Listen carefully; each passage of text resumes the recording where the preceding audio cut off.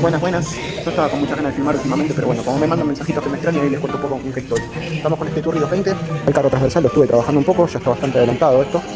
Me falta trabajar un poco con la cuña. Bueno, acá estamos con la bancada, todavía no hice nada acá porque por eso estuve trabajando en el carro, me faltan los bulones de nivelación, la máquina está apoyada en el piso, pero necesito nivelarla, está un poco revirada.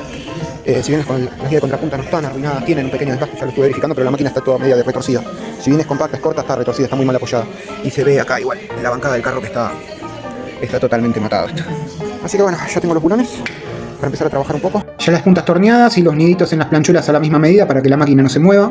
Bulones y planchuelas ya colocados en la máquina. Bancada nivelada, estuve corrigiendo la guía plana de la contrapunta, que es lo más original que tengo para salir a la línea de fábrica. Y acá ya nivelé el transversal para ir corrigiendo un poco el prisma. Entre el poco tiempo y las pocas ganas se fue la semana, así que los mantengo al tanto como sigue. Tengo que tratar de meter una sola cosa por día, porque dos me cansa mucho. Tengo lo que se dice